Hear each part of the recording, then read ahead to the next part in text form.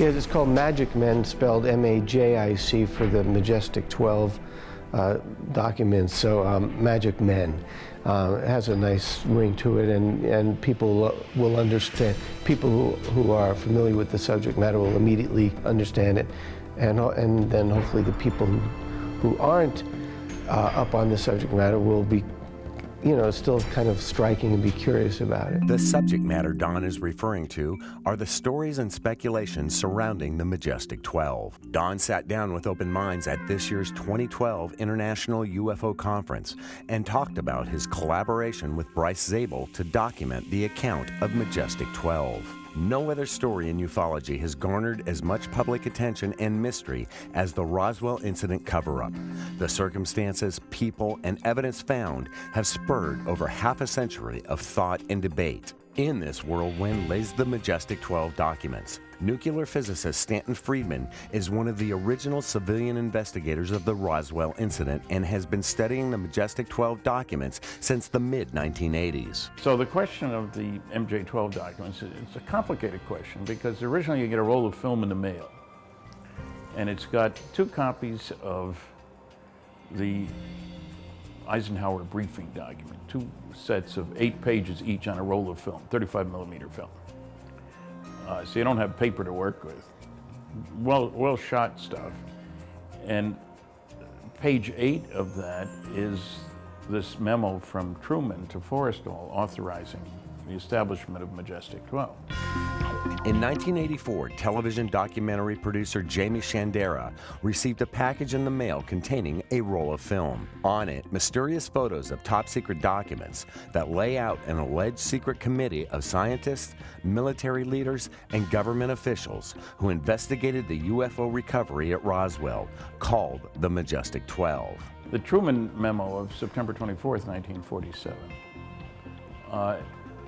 Supposedly, it's a memo from President Truman to Secretary of Defense Forrestal, authorizing a group called Majestic 12. These documents have been studied and debated extensively. Many questionable factors surround the text, including the discovery of the Cutler-Twining memo, which Security Advisor Robert Cutler informs Air Force Chief of Staff and alleged MJ-12 member Nathan Twining of a change of plans regarding a scheduled MJ-12 briefing.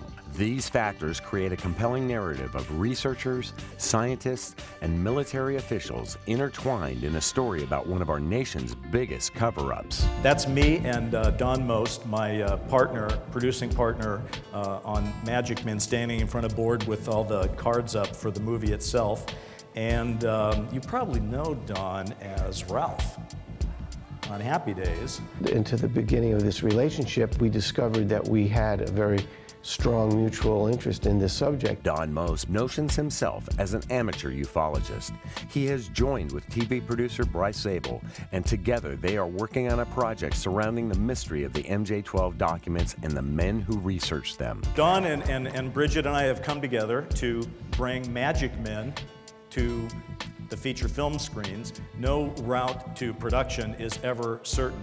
Ours is not certain either, but we are making good progress and we think we are going to succeed. We plan to succeed. We are trying to succeed and we hopefully will succeed. I had a strong desire to take this subject matter and do something, whether documentary or more of a fiction or feature-length narrative.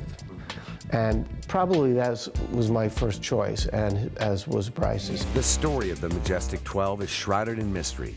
Top-secret government documents revealed, long-lost memos resurfacing, and a clandestine group of our nation's finest allegedly ordered by our president to investigate what just might have been one of the country's biggest events. Majestic 12 lurks in the shadows of our UFO history, while still enticing the minds of those who choose to pursue the facts. When you start to just see the sheer number of documented cases, that's overwhelming.